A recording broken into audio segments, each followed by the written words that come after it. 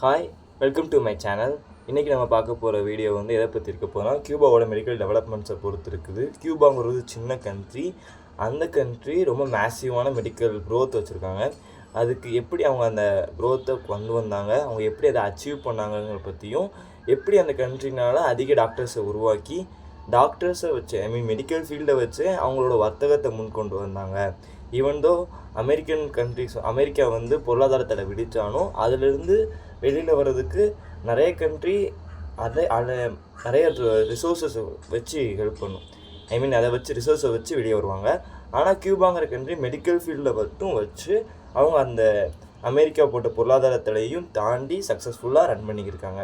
இதை பற்றியும் பார்க்க போகிறோம்.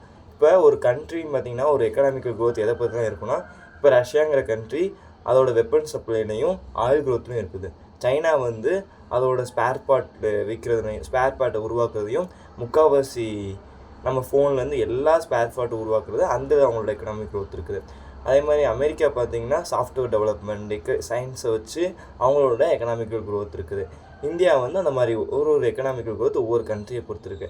அந்த மாதிரி பேசிக்காகவே கியூபாங்கிற கண்ட்ரி அவங்களோட எக்கனாமிக்கல் க்ரோத்துமே is depend on medical field. ஓகேவா? அப்போ அந்த இதுக்கு அச்சீவ்மெண்ட் பண்ணுறதை பற்றி பேசணுன்னா கியூபா கிளர்ச்சி அப்படின்னு நடந்துச்சு. இந்த கியூபாங்கிற கண்ட்ரி ஃபஸ்ட்டு வந்து ஒரு கிங்கால் ஒரு சர்வாதிகாரால் ஆளப்பட்டது. இது வந்து அமெரிக்கா கீழே இருக்க ஒரு கண்ட்ரி இருந்துச்சு. இப்போ எப்படி ஆப்கான் வந்து இதுக்கு முன்னாடி ஒரு கவர்மெண்ட் ரன் பண்ணாங்க. ஆனால் அந்த கவர்மெண்ட் வந்து அமெரிக்கா பின்புலம் இருக்கும். ஓகேவா?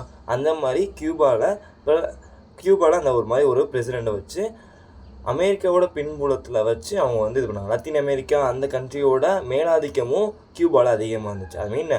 சொந்த கண்ட்ரி கியூபாலேயே அமெரிக்கா, லத்தீன் அமெரிக்கா அந்த கண்ட்ரிஸோட ஈடுபாடு அதிகமாக இருந்துச்சு. அவங்களோட ஆயில் அங்கே கியூபாவில் ஆயில் கிடைக்கும். இப்போ அந்த ஆயில் ஃபீல்டு வச்சுருக்கிறது எல்லாமே வந்து லத்தீன் அமெரிக்கன்ஸ் வச்சுருக்கும்போது கியூபாவோட எக்கனாமிக்கல் குரோத் வந்து கம்மியாக இருந்துச்சு.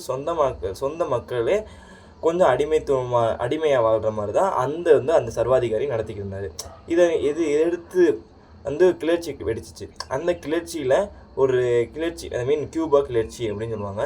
இந்த கியூபா கிளர்ச்சி நடந்து கியூபாவில் ஃபிடல் காஸ்ட்ரோ தான் வந்து அந்த கிளர்ச்சியாளர்.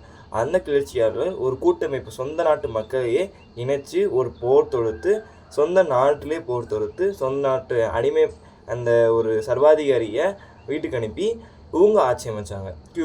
கியூபாவில் வந்து ஃபிடல் காஸ்ட்ரோ தலைமையில் ஒரு கவர்மெண்ட் ரன் பண்ண ஆரம்பித்தாங்க. அந்நியார சுகாதாரத்துறை மினிஸ்டர் இருந்தவர் வந்து சேக்குவேரா. நம்மளுக்கெல்லாம் தெரிஞ்ச சேக்குவேரா தான். அர்ஜென்டினாக்காரர். எப்போ அவங்க ரெண்டு பேரும் ஃபிடல் காஸ்ட்ரோவும் சேக்குவேராவும் ஃப்ரெண்ட்ஸ்.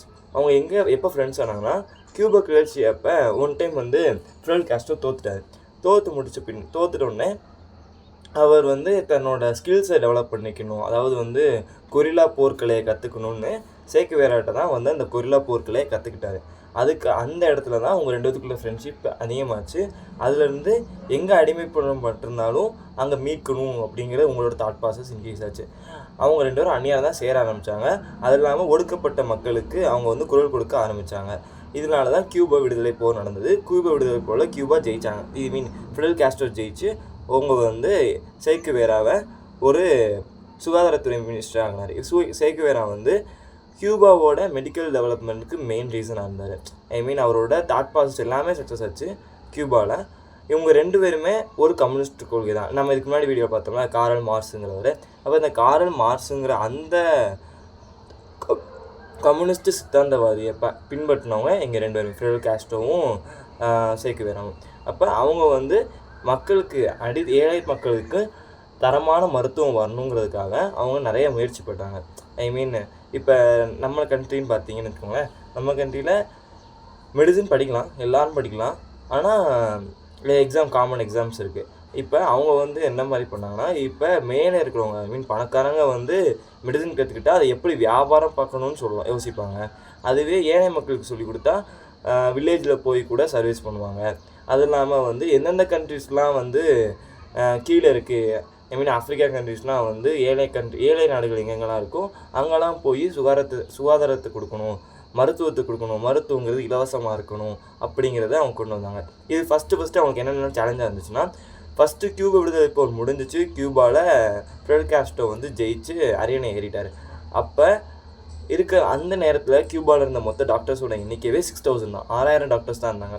அந்த 6000 டாக்டர்ஸுமே 3000 டாக்டர்ஸ் வந்து ஃபிடல் காஸ்ட்ரோவோட ஆட்சி பிடிக்கல அப்படிங்கிறதுக்காக சொந்த கண்ட்ரியை விட்டு வெளியேறி மற்ற கண்ட்ரியில் அவங்களோட சர்வீஸை பண்ண ஆரம்பித்தாங்க, மெடிக்கல் சர்வீஸை பண்ண ஆரம்பித்தாங்க. மீதி இருக்கிற இந்த 3000 டாக்டர்ஸை வச்சு ஃபிடல் காஸ்ட்ரோவும் சேக்குவேரா என்ன பிளான் பண்ணாங்கன்னா, 2ஆக பிரிப்போம். இந்த 3000லையுமே நிறைய பேர் வந்து கியூபா கிளர்ச்சியில் ஈடுபட்டு அவங்க கை கால்களை இறந்து அந்த போரில் ஈடுபட்டு கை கால்களை இருந்தாங்க. அப்போ இவங்கள வச்சு தான் வில்லேஜ்லேயும் போய் மெடிசன் ஹெல்ப் பண்ணணும், அது போக மற்ற கண்ட்ரீஸ்க்கும் ஹெல்ப் பண்ணணுங்கிறது அவங்க அப்பயே தாட் ப்ராசஸ் இருந்துச்சு. அப்போ அவங்க 2 குழுக்களாக பிரித்து ஒரு குழு வந்து சொந்த கண்ட்ரியான கியூபாவில் மெடிக்கல் சர்வீஸ் பண்ணுறதுக்கும் ஏழை மாணவர்களுக்கு மெடிக்கல் சொல்லிக் கொடுக்குறதாகவும் அவங்களோட மெயின் திட்டமாக ஆரம்பித்தாங்க.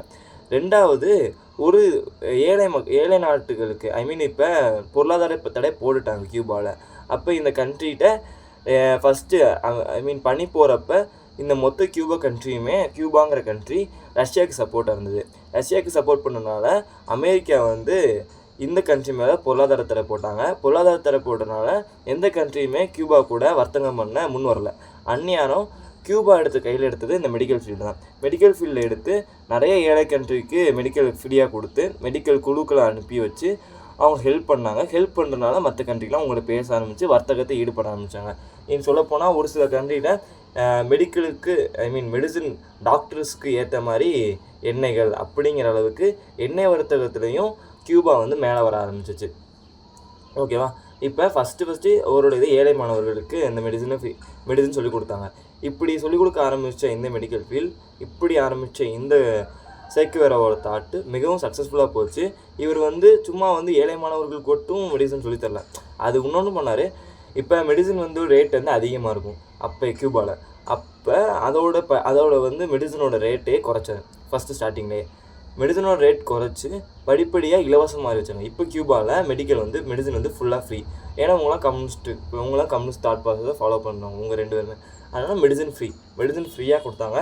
இப்போ உங்களோட ஸ்பெசிஃபிக்காக இது எத்தனையோ கண்ட்ரி இருக்குது. யூகே இருக்குது, யூஎஸ்எம்எல் எழுதுவாங்க, பிளாப் எழுதுவாங்க, AMC Australian medical council entrance exam எழுதுவாங்க. இந்த மாதிரி ஏகப்பட்ட ப்ரெஸ்டீஜர் மெடிக்கல் ஸ்டூடெண்ட்ஸே வந்து ஆஸ்திரேலியா வேலை பார்க்குறது, லண்டனில் வேலை பார்க்குறது, லசன்பர்க்கில் வேலை பார்க்குறது, இந்த மாதிரி கண்ட்ரீஸில் வேலை பார்க்குறது வந்து ப்ரெஸ்டீஜாக இருக்கும்போது கியூபாங்கிற இந்த கண்ட்ரியோட க்ரோத்து ஏன் இம்பார்ட்டன்னா, இப்போ யூகே நம்ம வந்து நிறைய பேர் வந்து மெடிக்கல் ஸ்டூடெண்ட் என்ன சொல்லுவாங்கன்னா யூகே வேலை பார்க்கணும் அப்படின்னு யோசிப்பாங்க. யூகேயில் இருக்கிற அமெரிக்காவிலேருந்து யூகேக்கு ஒரு கப்பல் போட்டு இந்த கொரோனா பீரியடில் அப்போ எந்த கண்ட்ரியுமே அந்த கப்பலில் கொரோனா பேஷண்ட்ஸ் இருந்திருக்காங்க, அது யாருக்குமே தெரியாமல். அப்போ கொரோனா வந்து பரவ ஆரம்பிச்சிருக்கு அந்த கப்பலுக்குள்ளேயே அமெரிக்காவிலேருந்து. இப்போ திரும்ப அமெரிக்காவிலே தஞ்சம் புகுந்ததுக்கு அமெரிக்கா ஏற்றுக்கலாம், அமெரிக்கா கண்டுக்கிடவே இல்லைன்னா அமெரிக்கா மேஜர் அஃபெக்ட் ஆனாங்க இந்த கொரோனாவில். யூகேட்ட அமெரிக்காட்ட கேட்டாங்க, நிறைய கண்ட்ரீஸில் கேட்டாங்க. எந்த கண்ட்ரீஸுமே அங்கே வந்து கொரோனானால் அந்த ஒரு கப்பலே வந்து பாதிச்சிருக்கு. அப்போ வந்து கொரோனா மனித நேயத்துக்கே துண்டு ஆகிடுச்சு கொரோனா. அந்த இடத்துல எந்த கண்ட்ரியுமே ஏற்றுக்கல. சொந்த கண்ட்ரியான இங்கிலாந்துக்கும் போக முடியாது, ஏன்னா பெட்ரோல் அங்கே வந்து இது தேவையான ஃபியூல்ஸ் இல்லை. அப்போ ஒரே ஒரு கண்ட்ரி சொந்த கண்ட்ரிக்கு கொரோனா வந்தாலும் பரவாயில்லன்னு சொல்லிட்டு கியூபா மெடிக்கல் சப்போர்ட் கொடுத்தாங்க, அவங்களுக்கு வந்து ஃபியூல்ஸ் கொடுத்தாங்க. இப்படி அவங்க இதை விட்டு பண்ணல. அந்த 90ஸ்லேயே எர்த்துக்குவாக் நடந்துச்சுன்னா, ஏதாச்சும் ஒரு ஏழை கண்ட்ரியோட எர்த்துக்குவாக் நடந்துச்சுன்னா இந்த கியூபாலேருந்து மெடிக்கல் டீமை அனுப்பி வச்சு அவங்க ஹெல்ப் பண்ணுவாங்க. ஈவன் அமெரிக்கா தான் பொருளாதார தடையே போட்டாங்க, ஆனால் அமெரிக்கா கூட ஒரு பெரிய ஃப்ளோட்டில் அவங்களுக்கு தேவையான உதவிகளை இந்த கியூபா வந்து அனுப்பி வச்ச மெடிக்கல் ஃபீல்டு பண்ணியிருக்குது. இந்தியாவில் கூட நம்மளோட சுகாதாரத்துறை இதுக்கு முன்னாடி இந்த ஜிபி நட்டா இப்போ அவள் தான் இருக்கார். இதுக்கு முன்னாடி ஒரு 10 வருஷத்துக்கு முன்னாடி கூட கியூபாவுக்கும் இந்தியாவுக்கும் மெடிக்கல் சம்மந்தமாக அக்ரிமெண்ட்லாம் சைன் பண்ணப்பட்டிருக்கு. இப்போ அந்த கண்ட்ரியோட கோல் வந்து அந்த கண்ட்ரியோட மெடிக்கல் ஃபீல்டோட கோல் வந்து என்னென்னா, உலகத்தில் எல்லா ஏழைகளுக்கும் தரமான மருத்துவத்தை அவங்களோட மெடிக்கல் ஃபீல்டை வச்சு கொடுக்கணும் அப்படிங்கிறது தான் ஃபிடல் காஸ்ட்ரோட எய்ம். ஃபிடல் காஸ்ட்ரோட எய்மை தன்னோட கியூபாவோட மெடிக்கல் ஃபீல்டோட எய்மாகவும் சேக்குவேராவோட எய்மாகவும் அவங்க ரன் பண்ணுறாங்க. இது ரொம்ப சக்ஸஸ்ஃபுல்லாக போய்கிட்டு இருக்கு. நம்மளும் இதுலேருந்து கற்றுக்கிற வேண்டியது என்னென்னா, மெடிசனை ஏழை மக்களுக்கும் இலவசமாக தரமான வகையில் கொடுக்கப்படணும். நான் இன்னும் சொல்லப்போனால் நிறைய பீப்புள்ஸ் வந்து வெளிநாட்டிலேருந்தும் அங்கே போய் படிக்கிறாங்க. அங்கே போய் படித்து கம்பல்சரியாக ஒரு ஏழை கண்ட்ரியில் போய் வேலை பார்க்கணுன்னு அந்த கவர்மெண்ட் வந்து அக்ரிமெண்ட் வச்சுருக்காங்க.